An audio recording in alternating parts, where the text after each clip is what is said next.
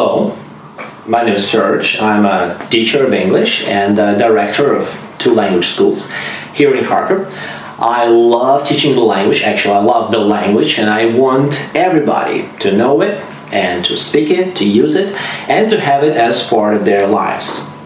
And now in this video, I want to share with you the most effective, the best way to learn the language and to make sure you do not lose it, you do not forget it. And before I tell you this, I want you to know who will be telling you all of this stuff, who I am and what gives me the right to tell you that. Well, I started teaching English back in 1995. It's been 21 years now, and I've had hundreds and hundreds and hundreds of students. They were businessmen or managers or kids and fathers, mothers, grandmas, millionaires, they're lovers, bankers, anyone, lots of different kinds of students and people of all levels, from beginner to proficiency. I've taught them English because they needed to get ready for the exam or interview or just learn to speak in their job or for immigration. Yeah, some of them have already left the country and they're living happy lives in Canada, Australia, and other English-speaking countries. And I've done lots of English teaching in my life. I've been very innovative in the way that I've been teaching English. It's not just I started teaching one way and did only this throughout all my life and career. No, I've been practicing and experimenting a lot with different language approaches, and I've developed my own audio course. I have also trained up to 100 English teachers. I found them, selected them, and taught them to teach the language and to do it well, to do it effectively, and they themselves had thousands and thousands of their own students. So all of this experience, all this expertise that I have just mentioned, it allows me to, gives me the confidence and the right, to tell you and to believe that what I'm going to tell you is actually useful and true. So all of this experience and expertise that I have just told you about, it all gives me the right to share with you the information that I'm about to share.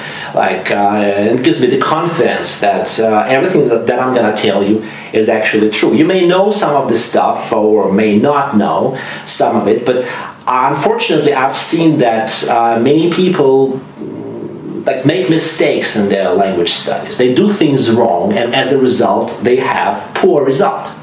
They don't get what they want, or they get it with a lower quality than they wanted to. And I know how to avoid that, how to make sure it does not happen. And that's why in this video I will first focus on the 7 most popular mistakes that students make when learning the language. And if you avoid these mistakes, if you do the opposite to that, you're gonna be successful. And mistake number 1 is students rely too much on the teacher. They rely too much on the school or the textbook or on some technique or approach they have bought. They think that this thing should do the magic for them. They paid the money and they come to the class, they open their brain and they just get their brains massaged by the specialist who they're paying. And they're kind of expecting to have this result without much investment of their own work. And that's not right? You're not going to get there. You're not going to lose weight, for example, if you do not do the running yourself. If your coach does the running, if your instructor does the running, the instructor will lose weight, not you. So what does that mean? It means that you should take responsibility for what you're doing and understand that your result, the end product that you get in learning the language, is just a consequence of your own effort, of your own hard work that you invest in it, that you perform, that you make. And it's your problem, it's your goal, it's your life, and you should be responsible for it. Mistake number 2, people really want to focus on the language itself and to understand how it works, to know the principles, the rules behind it. They analyze it and they want to remember it, and they're really preoccupied with all this studying stuff, and they underestimate the importance and the power of their subconsciousness. because really knowing the language is to know the language means to intuitively feel it. Because really, to know the language means to intuitively feel it, like to have it in your guts, right, in your subconsciousness, this information. And because when you speak, when you open your mouth, it's not your brain that is speaking, it's not your mind, it's not the information from here that is being communicated to the listener. No, it's from the inside, somewhere from your subconsciousness that somebody inside of you starts speaking. And this somebody inside of you should know how to say things. And how do you make sure that this person inside of you knows? Well, you feed your subconsciousness. You have to trust that you can learn the language without analyzing it with your brain. How do you do it? Well, very, very simple. You know it. You just read a lot without analyzing what you're reading. You watch a lot without analyzing why he said that, what does that mean, but understanding from the context. And there's a magic. You read a book, you find many words in the book that you don't know, but because you understand the idea, like the plot, you follow the plot, you end up learning certain words by the end of the book. You end up learning certain words that you did not know before. And you never use dictionary. You kind of learned them from the context, and you know them. Anybody can learn from the environment, not only kids. Like, all you have to do is deal with the language, and your subconsciousness will take care of the learning process. That's magic, and you should believe in it, and you should practice it. And you should not make the mistake of trying to understand everything and analyze everything. It's not going to work. It's not going to help. Third mistake. People believe in error correction. They really want to have all of their mistakes, or as many mistakes as possible, corrected. If the teacher corrects, then I learn. If the teacher does not correct, I don't learn.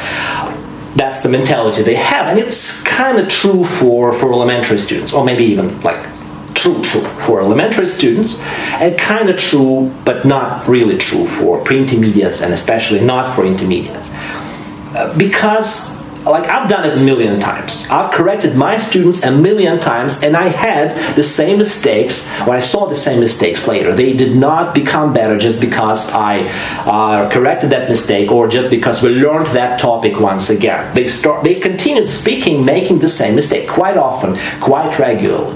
I'm helpless as a teacher to eradicate those mistakes.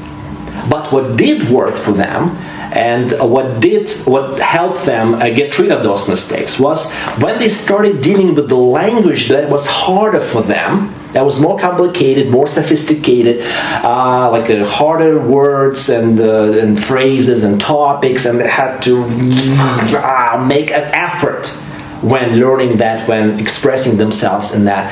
And what happened was that the mistakes that they used to make, and those little, small, easy things and simple language, they disappeared. Because people had other problems to be talking about, to be thinking about, to be bothered by, right? Other problems, like more serious stuff. So you kind of eradicate one problem by getting yourself a bigger one, right? And that means that error correction helps, but this is not the remedy for all the problems. You should not believe in it too much. You learn, you develop through increasing the complexity of the language that you're dealing with, and not through correcting every mistake that you make. Mistake number 4. People believe in individual lessons. They think somebody told them, I don't know who, lied to them, that individual lessons are more effective than group lessons. They are ready to pay more just to get better quality. No. I've been a teacher for 21 years. I'm telling you, group lessons are more effective if you have a group of people who are working together, who are doing homework, who are a team, and they get and achieve more than one individual student.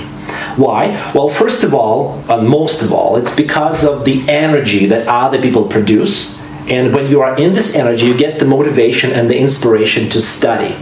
It's more fun, it's more interesting, it's more dynamic, you're more active because you can do more things in the group with other people. You can have more activities, more games. There are more ways in which you can practice the language. When you're one-on-one with the teacher, there are fewer things you can do with the person. It's harder to practice English in a variety of ways, really. So group lessons are really more effective because of this energy and because of the variety of activities that you can have, and because you can learn from other people's mistakes or from other people's success and the things that they do right or wrong. When you look at them, you actually understand, I could do that too, or I'm not going to do that, and you learn from that. The synergy of the group is actually a powerful thing. And individual lessons, they're really for people with special needs, with special abilities. Like I am more talented than the rest of the people, and it's hard for me to find a group. Or I'm slow, I need more time than regular people, and it's hard for me to find a group. That's why I study on my own, or like with a teacher. And individual lessons are for people who have their special goals. Like I will have an exam or an interview next month, and I don't want to spend time learning this or that. I want to focus on what I need. And individual lessons, they are for me. But if you are not one of those people, you just have to find a group of the people that you like to be with and enjoy the process. Have fun, learn the language, do the hard work. If you do the hard work of dealing with the language, trying to understand, remember, practice, say that, and things like this, you will grow. Even if you don't get all of your mistakes corrected, like I said, or even if you have to listen to other people when they're speaking, it all works in your favor. It's all something that helps you develop because, also because you develop through working, not through getting your mistakes corrected or having some things explained to you by the teacher over and over again. Just because your teacher answers your questions doesn't mean that you will be able to speak better English. So getting experience is more important, and the group experience is of a higher quality than individual lesson experience. Mistake number 5. Students sometimes say, this word, this phrase, how am I going to use that? I don't see how. I've never heard it. I don't think that people speak like that.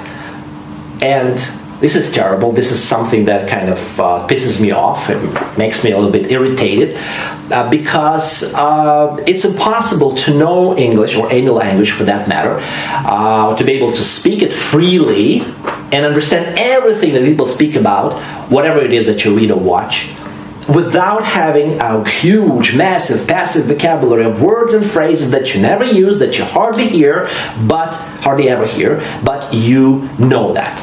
If you kind of scan your Russian knowledge, you will find thousands of words that you know and you never use, but if somebody ever uses them, you understand them. And this passive vocabulary that you have, this passive knowledge, it creates the feeling of the language, this intuitive understanding of what is right, what is wrong, what sounds good, what sounds bad.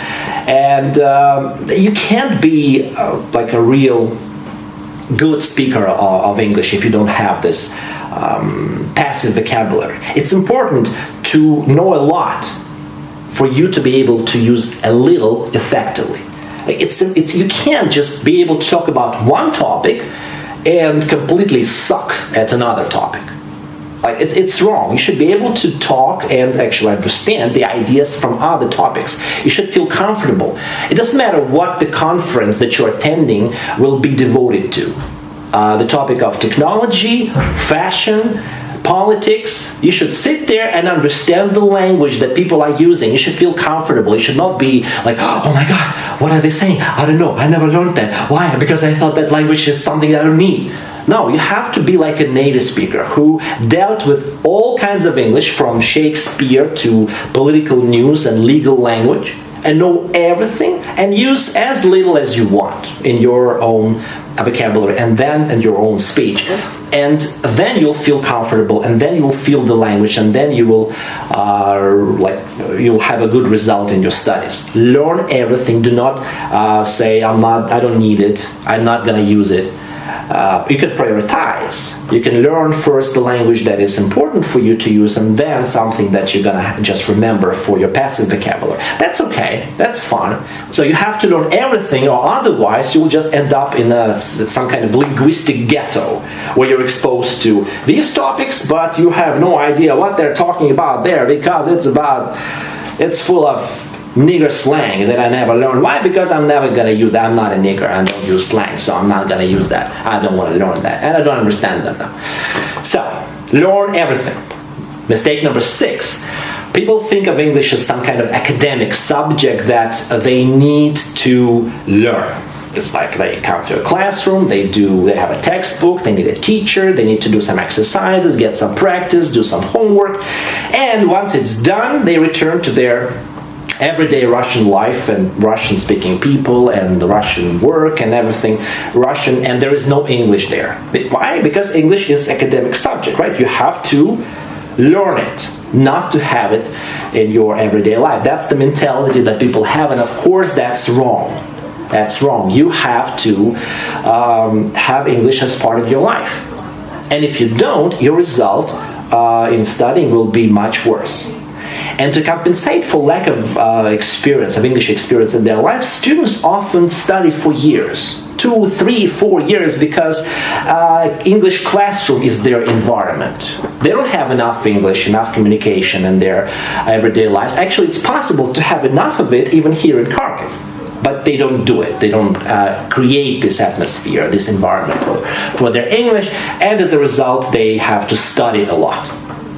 And this is wrong because you have to study you have to limit your studies and learn some basic things that you need to know to feel comfortable about the language, and then just learn it through practicing it and through using it in everyday life, and not through continuous academic studying, because English is not a subject.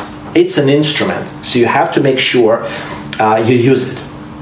One more thing, when people feel that their English is not perfect, that they need to kind of improve it, or that they've lost something and they want to regain that, they again turn back to the teacher. They say, please teach me. Or let's do that topic again. I want to be perfect in that. Let's study again. And it's because of this mentality. English is an academic subject, you need to study it. No. If you've learned this topic twice, 3 times, it's not going to become better just because you learn it 4th time. And very often you don't need a teacher. Actually, the whole idea of learning is to become independent. It's like when you're 35 and you don't have to live with your parents for them to provide for your needs with their money. No, you're old enough to take care of yourself, of your own needs, and earn your own money. Yeah, you need to be able to take care of your own English.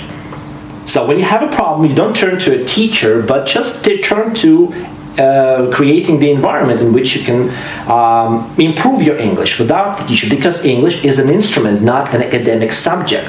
And you start watching, reading, communicating, and it may be hard to create this environment, but it's not impossible. And mistake number 7, which is more like a bad result that people get once they have learned the language. Once again, the problem is they build a house, they invest in it, and they say, we're going to live in it years later, and years later they return to the house and it's gone. It's been destroyed. There is no house. Does anybody ever do that? No. You would never invest in a house and not live in it if you know that it's going to go. But that's what happens to English students. They learn the language and they say, okay, maybe one day I will use it. And this one day comes and oops, they've lost everything. And all this investment has gone down the drain. This investment of money and time. And it's terrible. It's a real bummer because it's also my work that I've invested in the person and it's gone. The person forgets it. So you can't just get this instrument, English, put it on a shelf and use it years later when you need it. No. You have to start using it on an everyday basis in the environment of your life and your work. Because it's an instrument, it's not a subject, it's not information, it's a skill which you can easily lose, and you should not, because it's effectiveness of your effort, and you should make sure that there is environment of books and movies and radio and music and native speakers and friends who communicate in English in your life. And you have contact with it not because you kind of need that, okay, it's important for me to make sure that I don't lose my language. No, you do it because there is love inside of you, love for the fun that the English content can give you, for the pleasure that the English content can give you. And you seek this pleasure.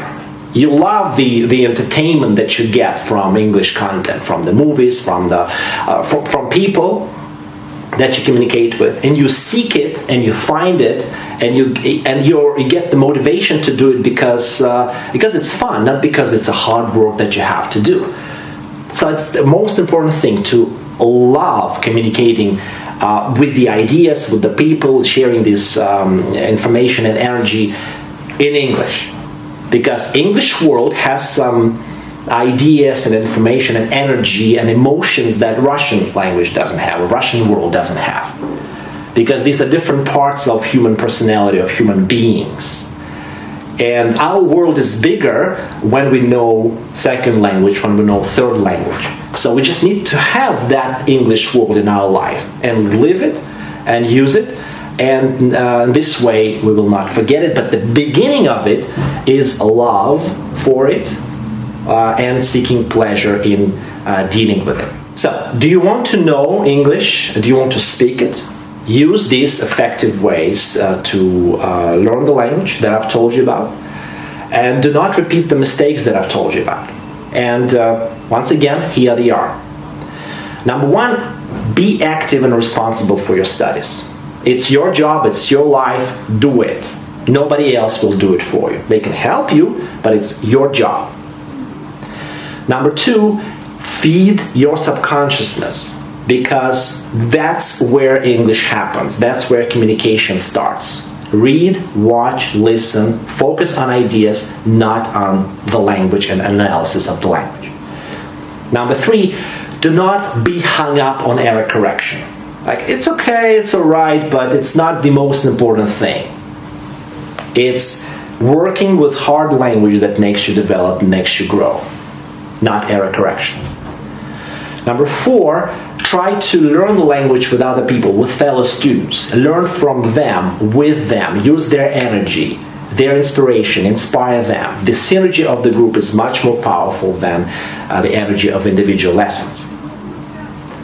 Number five, learn all of the language. Whatever the language, from Shakespeare to political language and economical and legal and everything. You need to know everything, whether you use it or not, and then you'll feel confident. Number six, build the environment for your English in your life and use it on an everyday basis. And do not study the language forever. Limit it and use it. And number seven, I would say, love what you do. Love this English part of life, and seek pleasure in having contact with it. Don't do it because it's your work that you have to do, it's responsibility, but because there's fun in it. So these are the things that I want you to do or not to do. And you can take these ideas, whether you knew them or not, whether you practice that or not.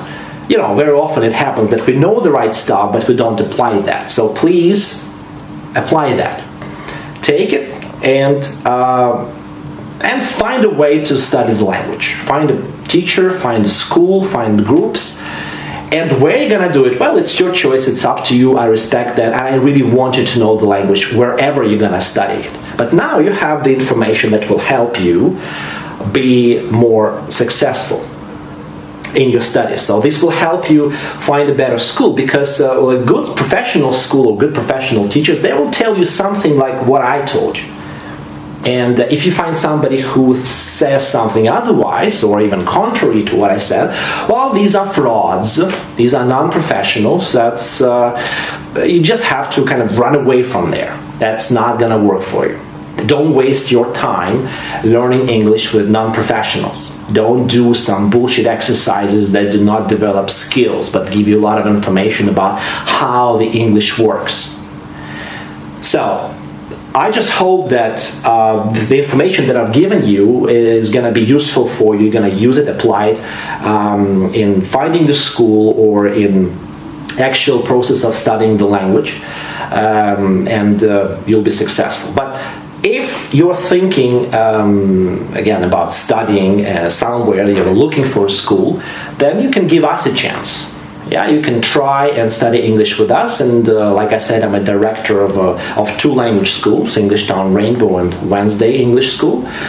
Wednesday is the name, yes, and you can try and study English with us. There are free lessons that you can attend and see whether what I have told you actually works in my schools, whether these principles are applied or not. Maybe I was a hypocrite. I was just saying the things that are not there. So you can check it out. You can give us a chance and attend and try it out for yourself, and maybe choose us and be with us. And once again, there are 2 things I want to offer you today.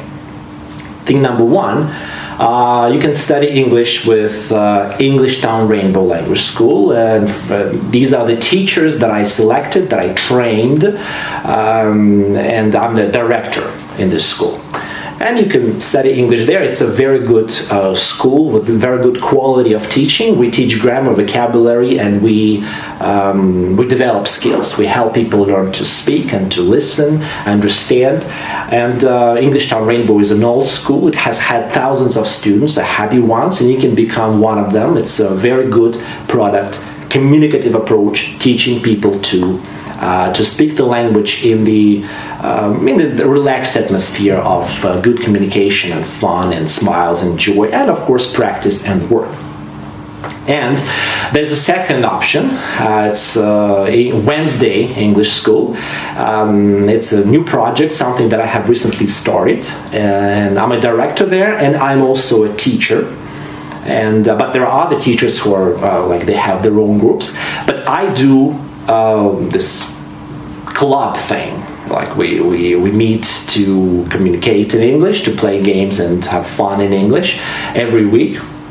And I do the clubs and parties and picnics. So we have this community of English speakers and we don't just study the language, we practice it and we live it in the environment.